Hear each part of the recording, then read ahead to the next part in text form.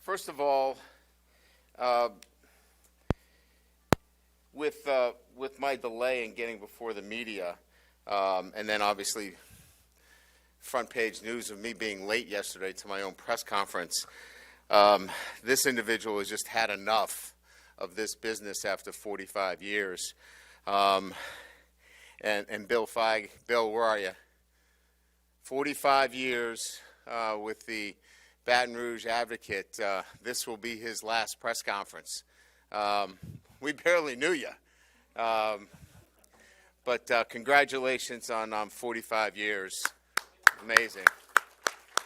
I'm sorry that we put you out that you had to retire waiting for a football coach, but good way to go off, right? Awesome. Thank you, Bill. Thanks for all your service.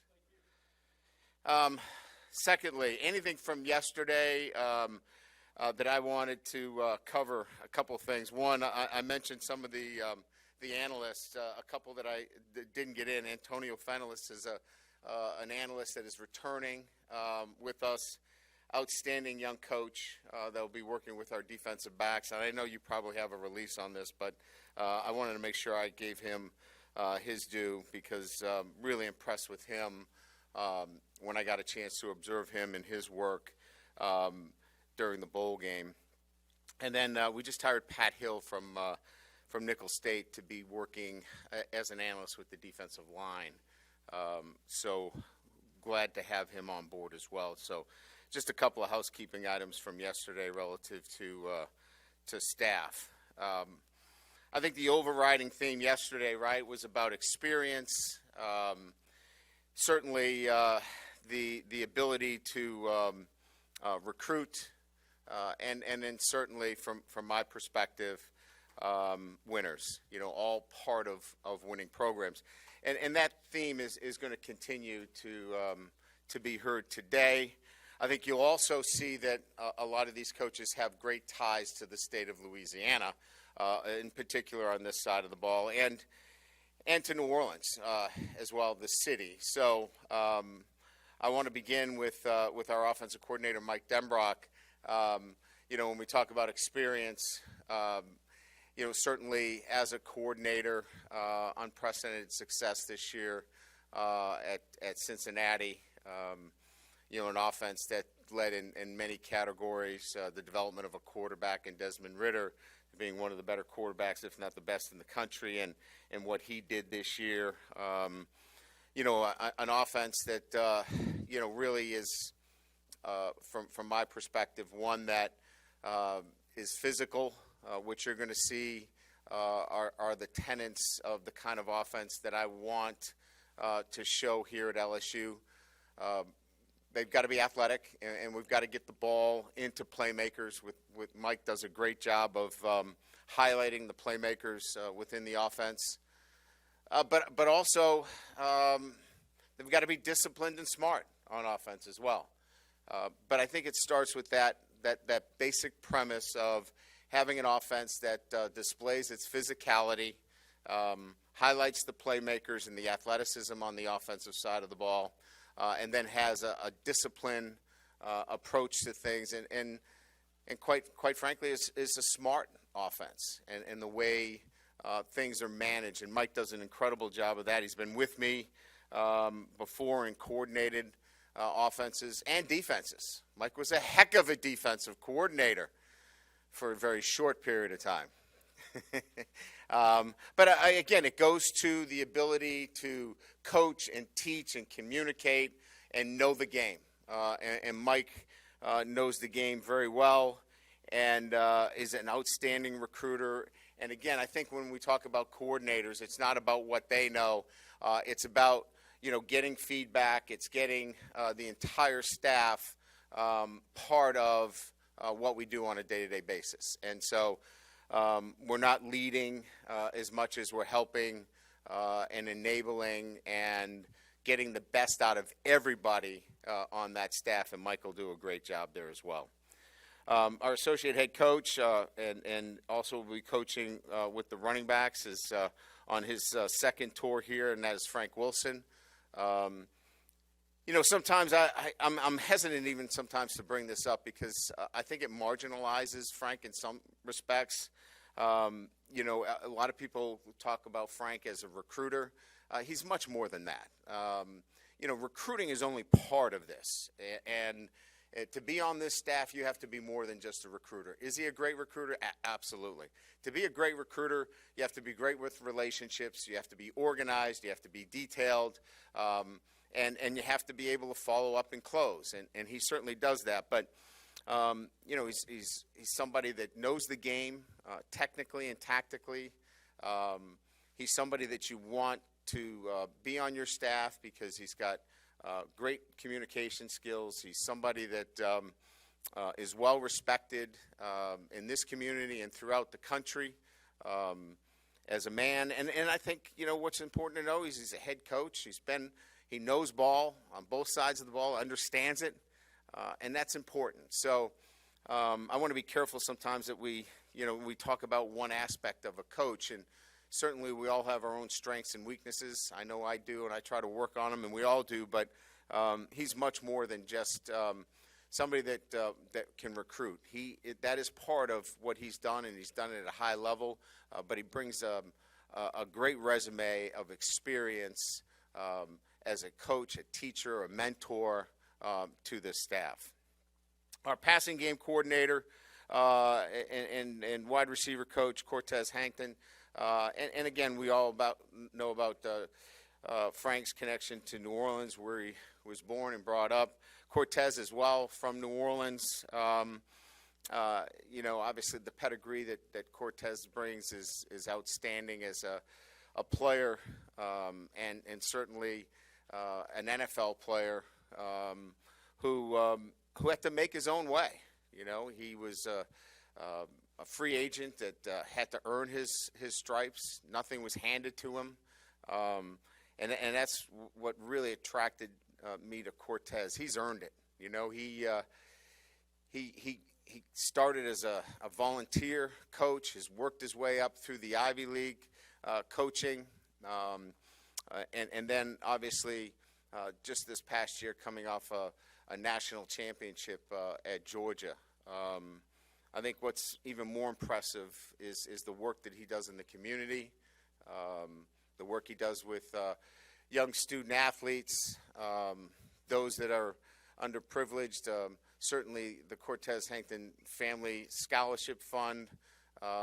He's other-centered. He gives back as well. And so not only do we have an outstanding coach, we have an outstanding person, somebody that's other-centered.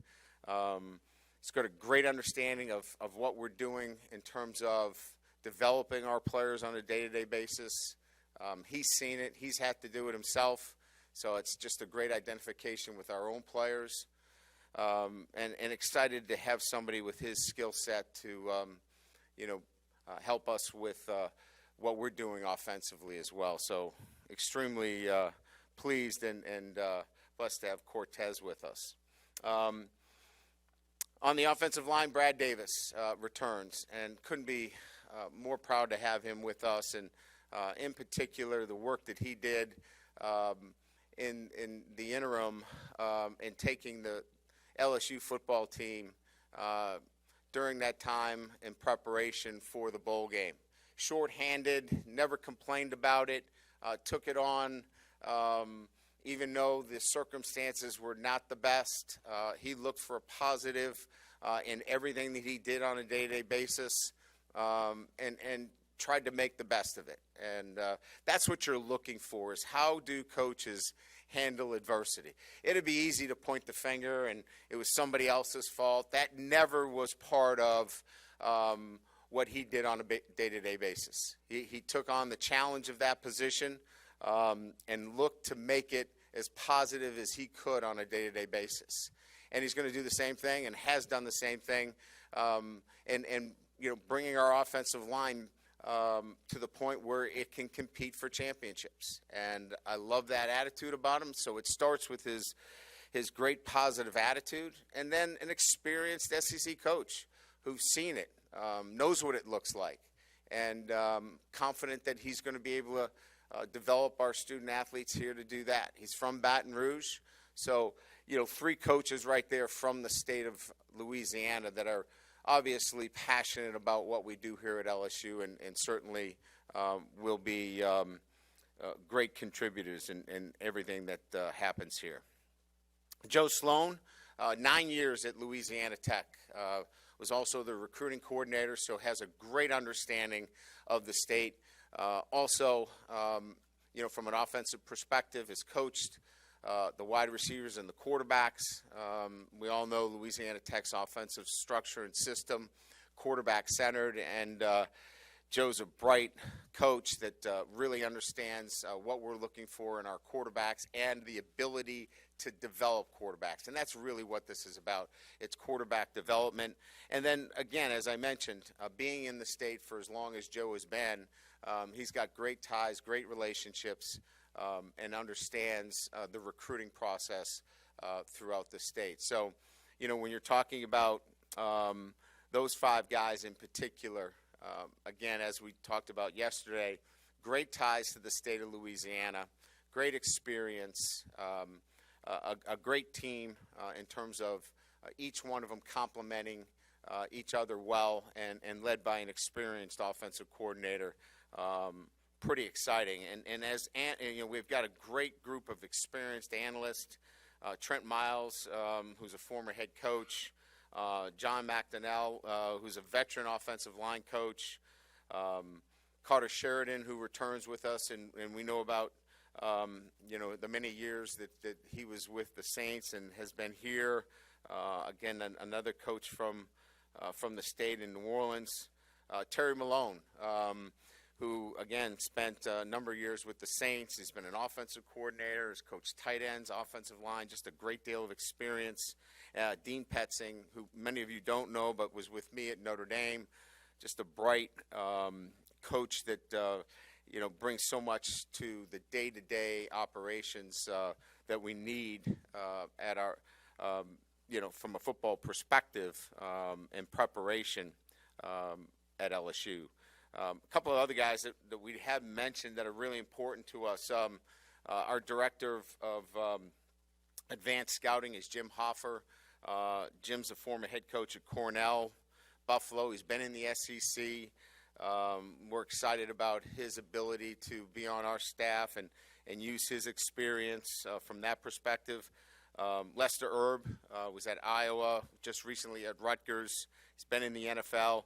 He will be the analyst in special teams as well. So just really excited about the staff, its makeup, and then, again, as we've talked about, experience, recruiting, winning coaches, the ties to Louisiana, the commitment to pulling our base, all of those things coming together as really the most important things in terms of putting the staff together. So, as I stand here before you today, we've got a lot of work to do, but we're excited about the challenges in front of us and developing the players here at LSU, and we'll get a chance to do that for the first time when we talk about football in itself in March when we begin our spring practice. So with that, I'll open it up to some questions, and then we'll get to Coach Denbrock. Anything from yesterday that stands out other than parking news, I'll be happy to answer, and then we'll move on from there. That was a joke. God, it's a rough crowd. I'm going to have to tone it down with you. Yes. Hey, Coach, Jacques Doucet, WAFB TV. Talking to your assistants yesterday, they all mentioned how excited they are to get on the field with the guys and start spring football and whatnot. You being a first-year head coach for the first time in a long time, how excited are you to get out there with this team and start to mold it? Yeah, I think for me the process is about, really building the right traits with the group as we get an opportunity to be around them more and more. And whether that is actually when you put the helmets on, or whether you're having dinner with them, or you're meeting with the leadership group, or you're in the weight room with them, to me that's one of the same. There's tackling, there's route running, and all of those things that are football related that are important as well. But each one of these days is an important day. and building those habits and those traits that are so necessary to be a championship football team. I'm excited as every day kind of goes by as much as I would be just waiting for spring practice to start. There's a program in the SEC West that's recruited the offensive line at a high level, and they've been consistently successful, probably in part because of that. What have you identified in your career and now at LSU about that unit that is so pivotal to future success? Well, I have a profile in mind, and Brad and I and Mike and everybody in the offensive staff has discussed what that profile looks like. And so, we're gonna recruit to that profile, and we're gonna develop to that profile. I think one of the keys to that, without getting into too much by position group, would be that offensive linemen can be developed, and it's a position that I look towards as a position of development, and that's physically as well. You don't have to come in ready-made as an offensive lineman, and maybe that's a bit of a change in a mind's eye relative to a profile. Hey, Coach, over on this side, Steve Schneider, WAFB Baton Rouge. Now that you are introducing all the guys that you got, if you were to go back and kind of explain what your approach to putting this staff together was it relying on all your years and people or were you trying to, unearth every rock and find every single person that might fit here? How much work went into this, and what was the philosophy on bringing these guys here? Yeah, that's a good question. I think each job that I've had,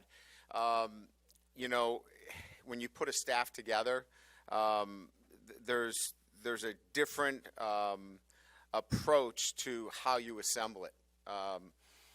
When I was at Notre Dame, for example, putting a staff together, the number one goal there was recognizing that we were going to have to go from New York to California.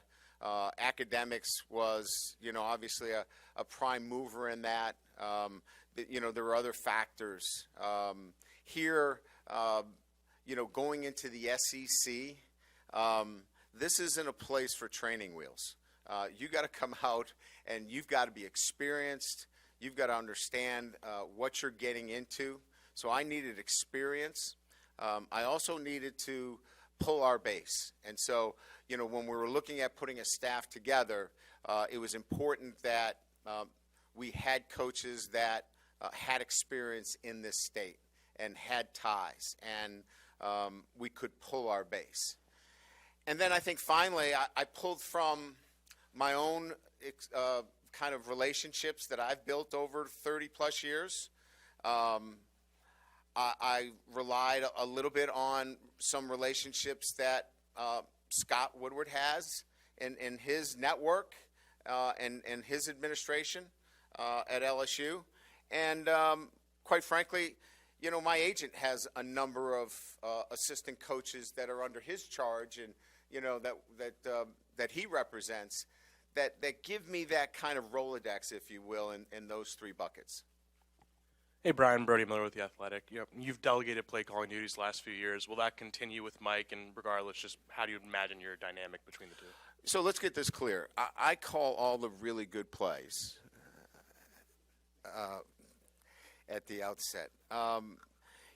Delegating those responsibilities was not very difficult for me because, for my time, it was so important that I spent more time with the players on a day-to-day basis. And so if you're in meeting rooms and you're tied up most of the day, with the other things, the collateral responsibilities that fall on the head coach, it's very difficult to build the kind of relationships you want with your team. So it allows me to be in the training room. It allows me to be at meal. It allows me to do other things and build those relationships with our players. Now, look, I'm still responsible for the football. The head coach is responsible. So this is not a detachment from anything. I'll meet with our coordinators. I'll be in offensive meetings and defensive meetings. But there's a difference between full detachment and, still as the head coach be responsible for end of game situations, timeouts, appropriateness relative to fixing things, as they go, and I'll still be involved in those things. Yeah, Brian, right here. Ron Higgins, Tiger Details. Understanding that offenses, have, I guess, advanced the past few years. More plays are being run. It's more wide open. About how many points do you think you need to average ballpark to win conference and national championships?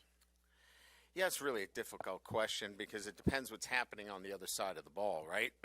If you're playing an offense that, is similar in the sense of, that they want to run the football and they want to keep it close to the vest and they want to eat up the clock and they're going to huddle, then, obviously that margin would change. If somebody is trying to push the ball vertically and run fast, then it changes the margin in the way you play.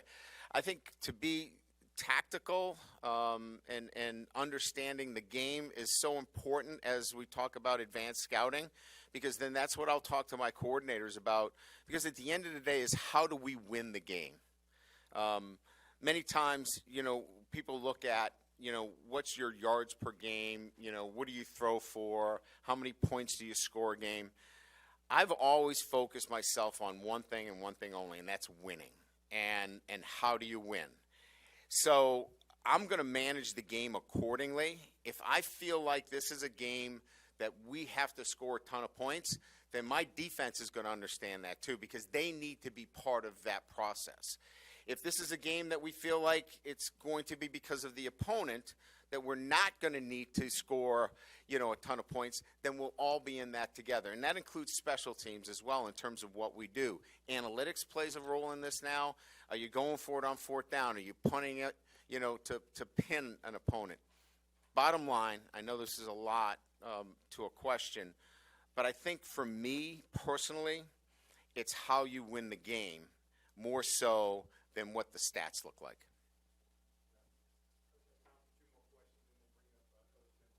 Is the Denbrock as a DC thing, is that a good story? Do you want to share it? It was a great story. He was energetic. I thought he, for the most part, handled a transition when, I was a young coach and I was the defensive coordinator. So, think of all those guys that were former defensive coordinators that took over and he was the first defensive coordinator. That's usually not an enviable position to be in. And we were still friends after that. One of the things that you said that struck me when you got hired was that you thought you were analyst heavy. And to me, that's like a kid saying he's got too many toys, right? So are you in a sweet spot now? Do you feel like you have the right mix and the number that you want? I do. And I think, what we wanted to do is, back up the positions with the experience necessary. And quite frankly, we used analysts, we've moved them into the recruiting field as well. So some of the analysts that were in football now are in the recruiting field. I think we needed to, address that in a sense of what I felt more comfortable with in moving analysts into those roles as well. Great. Yeah, I'm sorry, we got one more here. Yeah. Yes, Shay Dixon with 24/7 Sports. Kind of a common thread in a lot of these hires is they've won or competed for championships at high school to the NFL to college, different levels. When you have that many guys who've had that sort of experience, what kind of boosts does that give a staff or staff meetings or, however you go about that? They've been through it, so they know what standards are. So when we talk about setting our standards of expectations, they know what a high standard looks like, and they know how to demand that, but demand it in the right way. And so I think what it means is that we come at it from a same perspective, that if we see something that is not up to the standard, that we don't have to wait around for me to address it. It's already been addressed because they've been through it. They know what winning looks like. And when you know what championships look like and you know that you've been down that road before, you're not going to let those standards slip at any time. Great. Thank you. Appreciate it. Mike?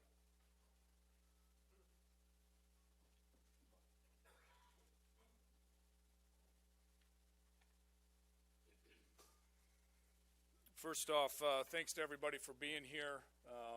I am incredibly humbled to be associated with this great university, and in particular in charge of LSU's offense and responsible for the production that we put on the field and the coaching that these guys receive.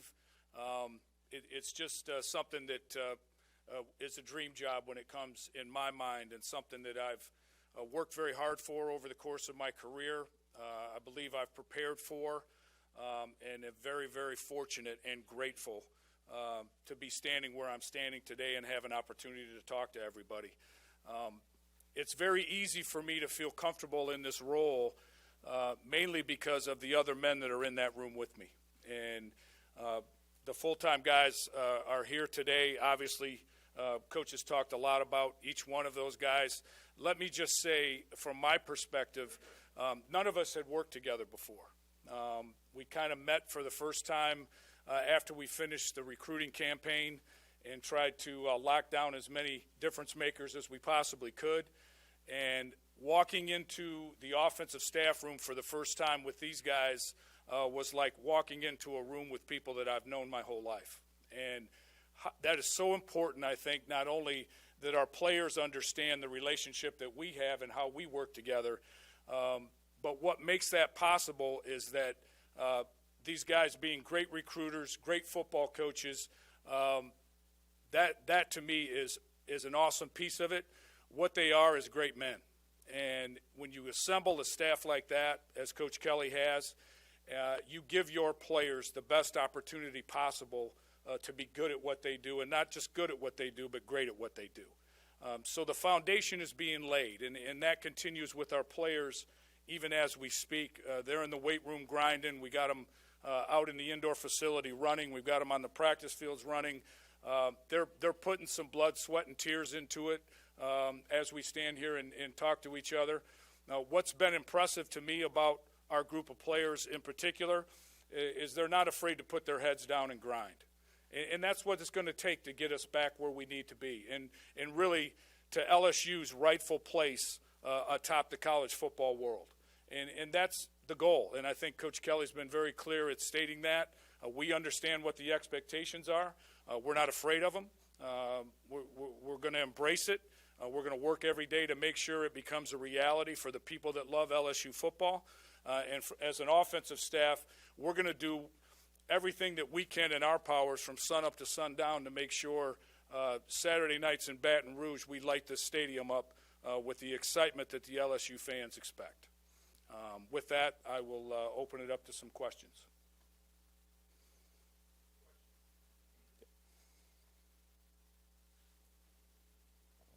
Hey, Mike. Wilson Alexander from The Advocate. Pleasure to meet you. How would you sort of describe the offense that y'all are going to run here and what that scheme is going to look like? I would describe it at this very moment in time as a work in progress. We certainly, you've watched Notre Dame football.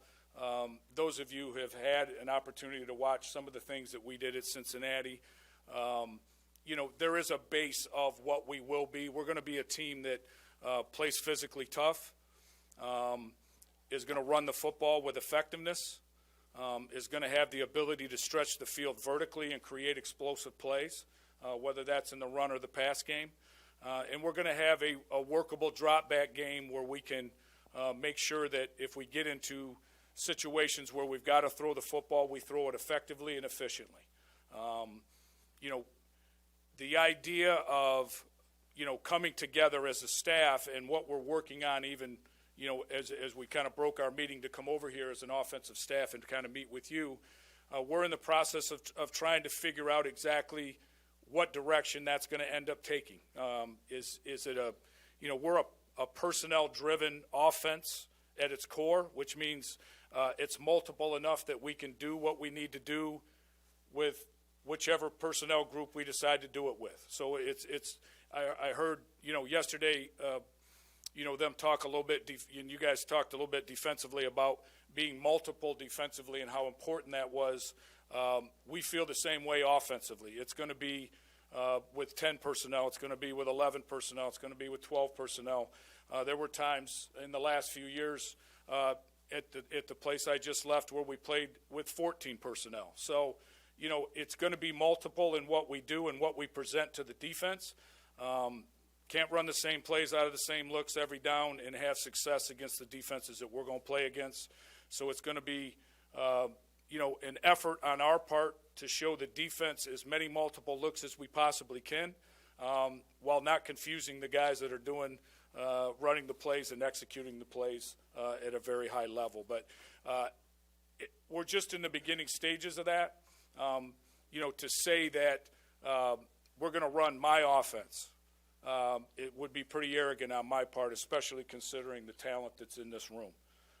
We're going to run an offense that's LSU's offense, and we're in the process of as a staff of making sure we get that straightened out and get the verbiage the way we want it, and get a lot of those details kind of ironed out. Hey, Mike, Brody Miller with The Athletic.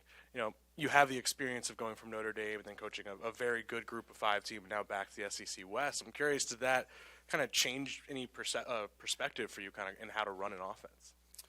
I don't know that it does. I think it's got a lot to do more in my mind with a lot of the things that Coach Kelly talked about, getting the ball in playmaker in hands in space, allowing them to be productive within the framework of what you're doing. I don't think that changes level to level.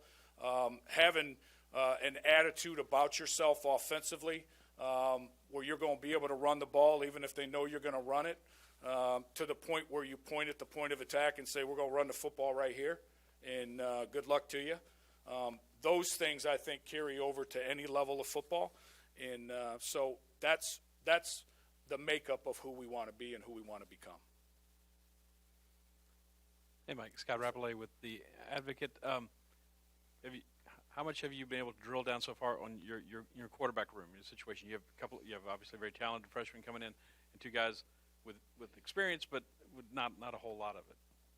Yeah, I mean, it's going to be an interesting spring for Coach Sloan and for all of our offensive unit. I mean, we're going to have to use spring football, and this is kind of a roundabout way. I hope you don't mind to answer your question, but spring football is going to be a little bit of us figuring out exactly what we can be and what we can become throughout the process of building this offense. We haven't had an opportunity to really be on the field and work with these guys all that much yet, but it's coming, which is good. So we can really gauge where that's at, and then we'll, through kind of giving the quarterbacks the information they need to be successful, give them opportunities within the spring to kind of show who really fits into what we're best at doing, and let that competition play its way out and make sure that the best guys out there giving us the best chance to win. Hi, Mike. This is Leah from The Advocate. You talked about developing that offensive style here, and just to kind of follow up on that, how much do you let the talent that's already here dictate that scheme that you're going to play, and then once you have that scheme, are you going to recruit to that or just kind of see what the talent holds in the state? Yeah, I mean, I think that's a great question. I think it's, to the first point of it, we have to be what we can be. We have, the players in the program. We're very talented, in my opinion, on the edges of our offense, in the backfield. Those players have to be utilized to their talent level and, to the expertise that they bring to the offense. And right now they're very physically gifted, and we need to make sure we're utilizing those guys. How much we branch out from that will depend on, obviously, the makeup of our team moving forward. I don't know that I have all those answers for you today, but that's kind of where it starts. Those are the knowns. And then we're going to give people opportunities throughout the spring to step into roles and earn their way into being more a piece of what we do moving forward. And that's really the best we can do at this point. Okay. Hey, Coach. Jacques Doucet, WAFB TV. When Coach Kelly called you about this opportunity and taking the job, what was it that really excited you about coming to LSU? And were you surprised that Coach Kelly became the LSU head coach? Oh, boy. I'll answer the first part of the question. The first part of your question, what excited me about coming to LSU was a lot of the obvious things. Obviously playing in the SEC West and being part of, a conference and football at its highest level in college was very attractive. I'm a person that loves to challenge himself and loves to put himself in a position where I've got to learn and grow and develop and continue to grow my knowledge of the game and my understanding of the game. So that was a big piece of it for me. The other piece of it was watching over the years from afar all the great offensive talent in particular that has played at this great school. And those are the guys that we want to make proud of what we're doing here. And I wanted to be a piece of solving that issue for this university in particular, and letting those guys that have played here and set the framework and the groundwork for who we are and what we can become be the standard for what we're going to be moving forward. And that was really a no-brainer when you sit down and look at that.